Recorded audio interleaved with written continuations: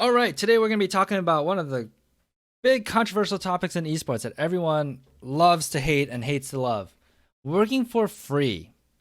Why should we be working for free? Why shouldn't you be working for free? How to work for free? How to not be taken advantage of? Those are all things that I want to talk about today in this video when we talk about working for free in esports. So, let's jump into things.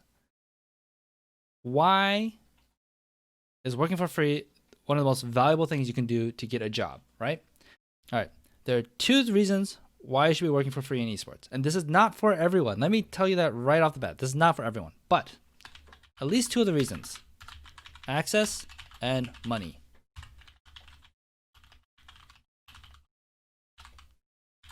And I didn't mean money. Money is not the thing. Access and more money. I think these are two really big deals on why you should be working for free in esports. Okay, let's jump into why that is. So, before that, why should you and who should, right? Because not everyone should work for free. Some people should work for free. Not everyone should be working for free. So why should you specifically, those of you listening, work for free? Because you have no experience in a specific thing. And two, because you want value and access. Actually, non-monetary value and access, right? Right? If you have experience making graphics and people are willing to pay for your graphics, you probably shouldn't do free work when it comes to graphics.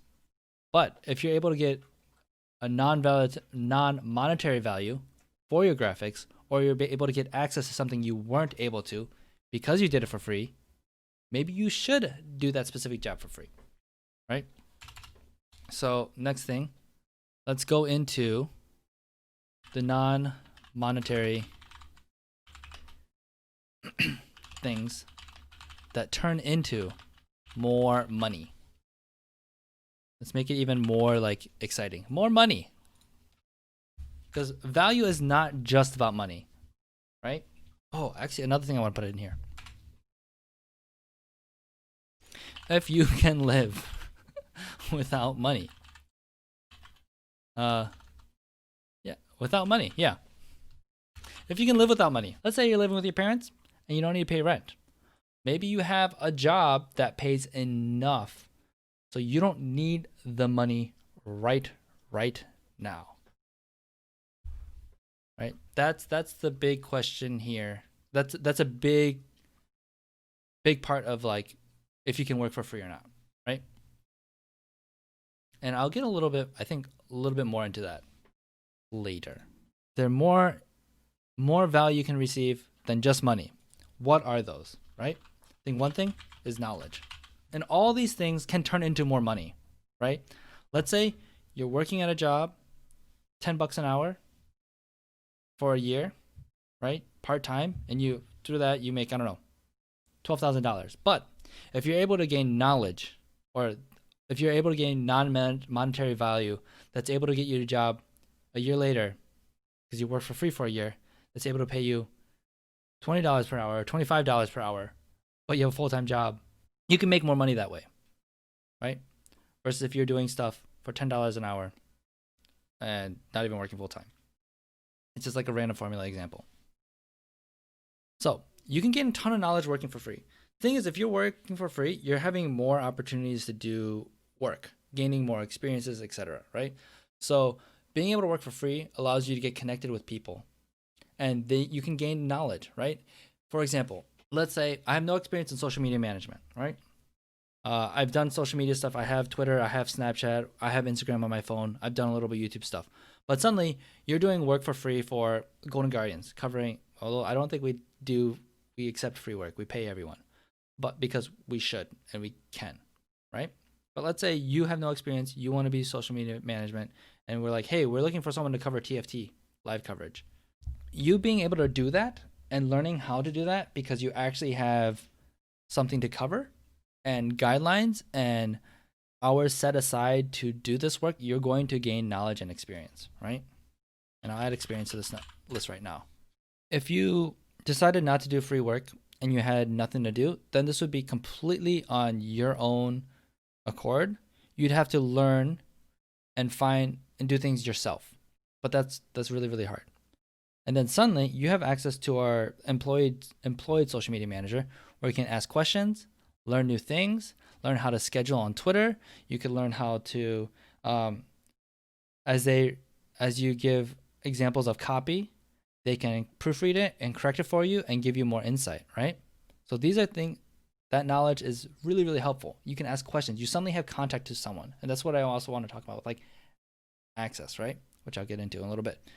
Experience. You're actually getting the job. And you have things to put on your resume because you said, I covered TFT for the Golden Guardians for 3 tournaments that netted over 50,000 impressions, or that increased engagement every single tournament by 50%. Those are the things that you're actually able to put on your resume that's impressive and give you some clout, right?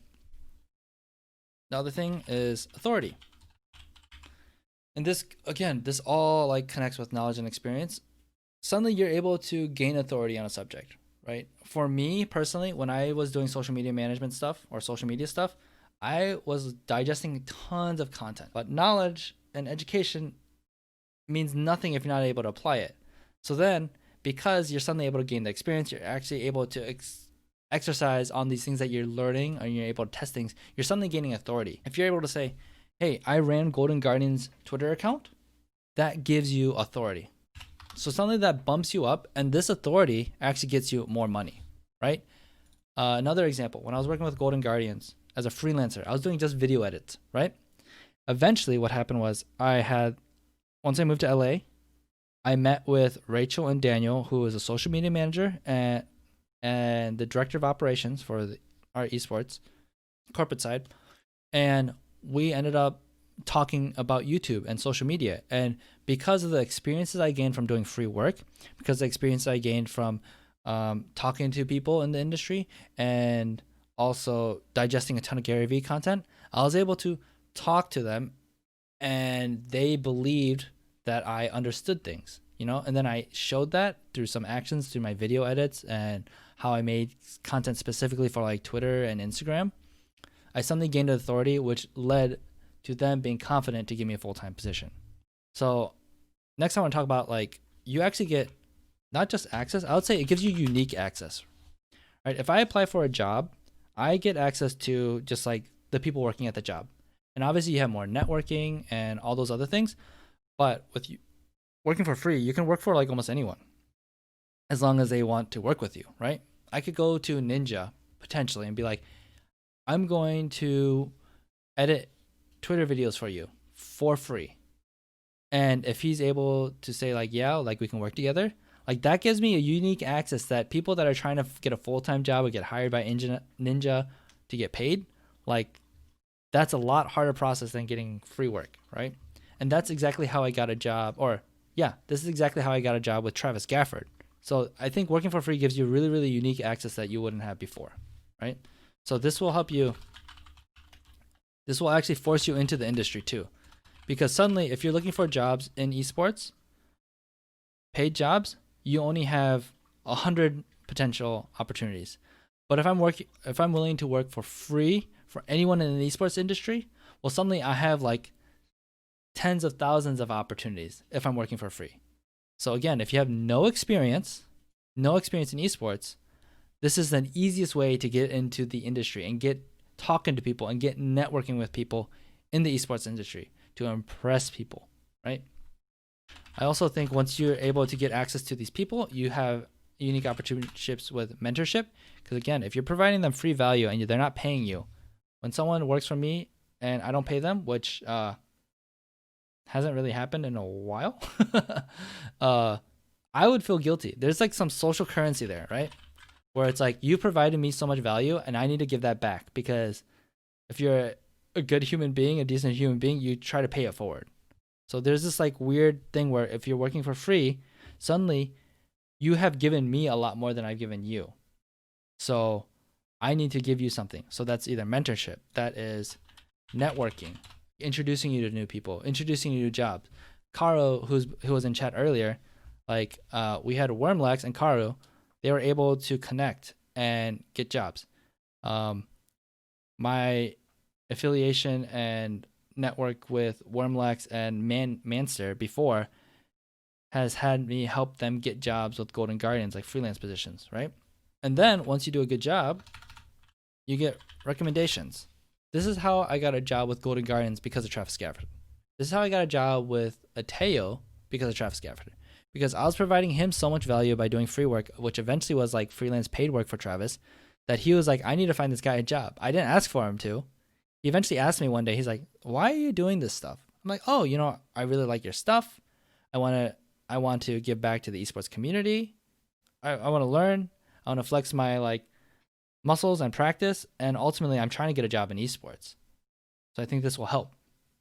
Like those are things that I've said to Travis. And then Travis eventually got me a job with Ateo, who does esports clothing, and Golden Guardians. I think the message that he sent to Golden Guardians was like, hire this guy, right? He also retweeted my stuff. He also tagged me on videos that I created, being like, oh, Just Casual did this. Those are all things that you get because I got unique access to certain people. All the things happened because of that. He also says, I agree that you should be willing to work for free. However, if you're just getting started, be cautious of who you're working for because they are scammers. There are scammers. Yeah, absolutely. Absolutely. And eventually one thing I guess I can talk about this.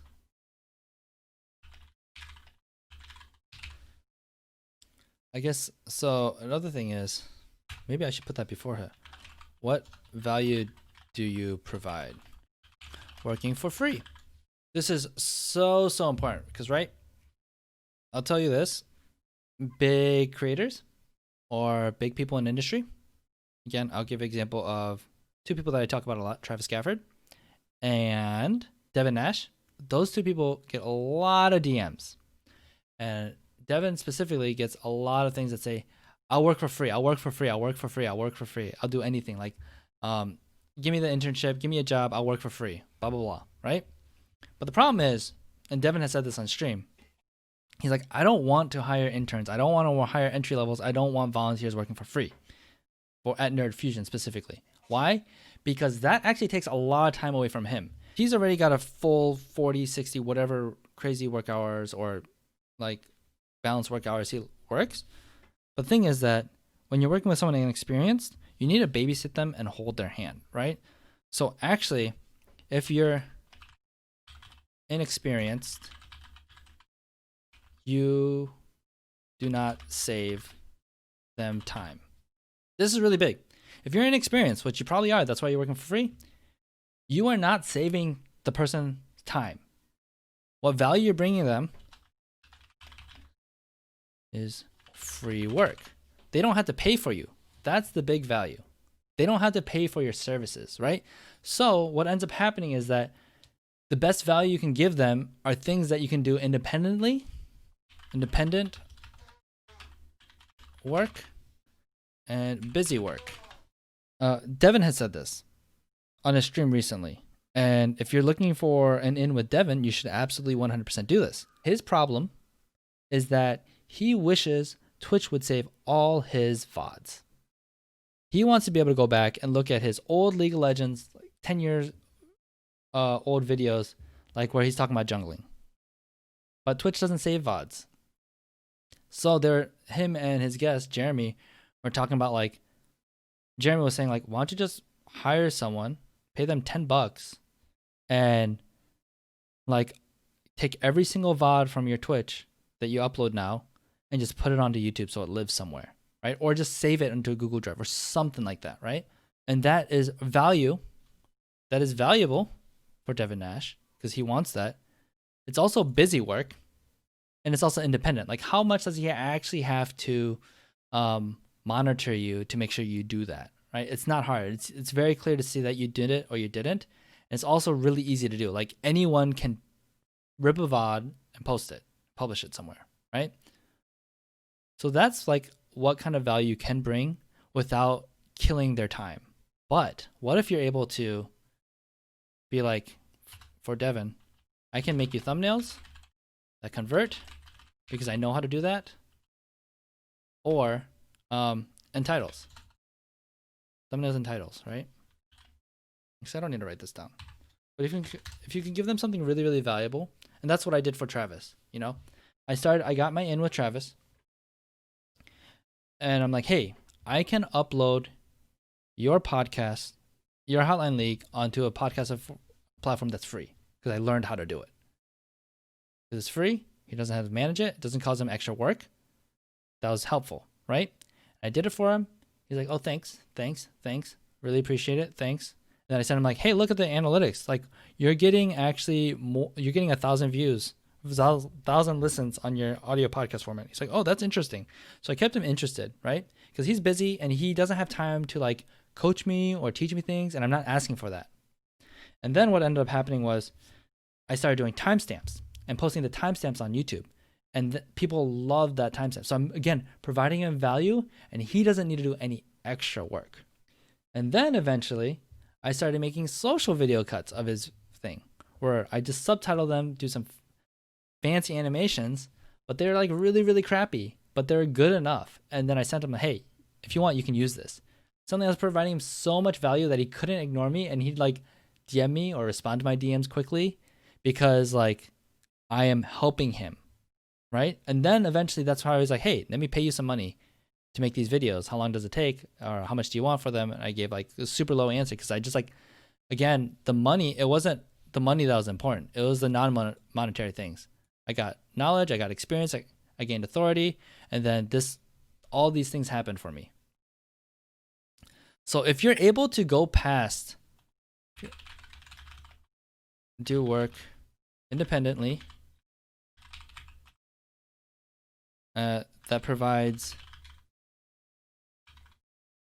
more value, you win. This will work with anyone, right? So Trent brought up a really good point in chat. And I definitely want to talk about this. You can totally get screwed over when you're doing free work. People will take advantage of you.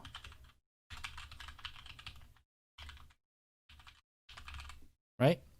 And they could be doing it maliciously, and they could be doing it accidentally, right? I volunteered for at least like 3 or 4 organizations, right? And some of those I lasted 2 months before I quit, and some of them I stayed for 6 months before I quit. And it all depended on like, am I actually getting value, right? There are all these volunteer jobs for esports organizations that are up and coming, right? The thing is, what was I getting from them? I was getting, let's see, experience for my resume. I was getting experience for my resume, right? I needed to be like, hey, I can make social media stuff, but I can't just make it for myself. I need to make it for someone else. Because if I'm able to take an amateur esports org and grow their followers from 50 to 5,000, that's a big deal, right? But if I said, I can't actually say, because I didn't believe in the organization, there's no way that I could take this organization from 50 followers to 5,000, then I said, you know what? I'm not really getting anything from here, right? However, there are some people that I worked for that I'm like, hey, because I'm building a rapport with this person who can get me an in later, I am getting value for that, right?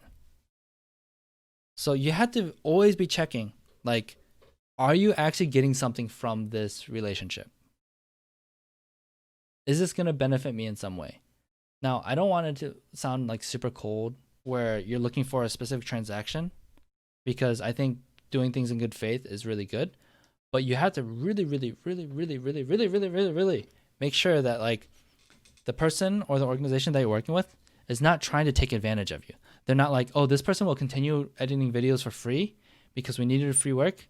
And they're not just going to be like, we're just going to take as much as we can from him before he quits, right?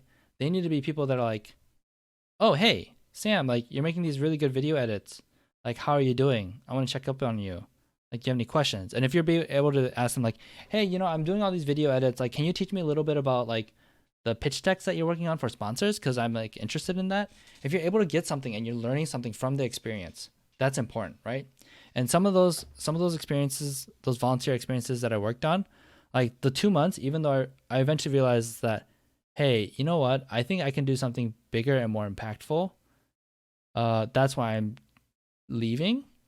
Like that's okay because those 2 months I still like I'm like, oh, I really learned how to use Photoshop. Or I talked to the person and he recommended me this book and I learned a lot from that book.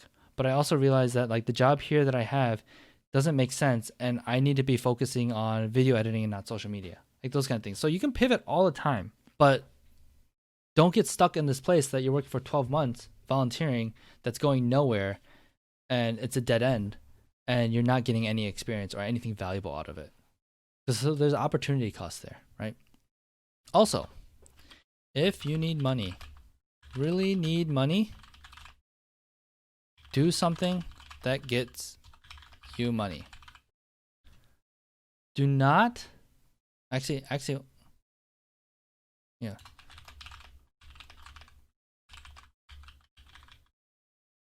And I would say these two are connected. If you are living alone, have roommates, need to pay rent, you really need to make sure you can pay your bills. Go get a job at McDonald's for 20 hours a week.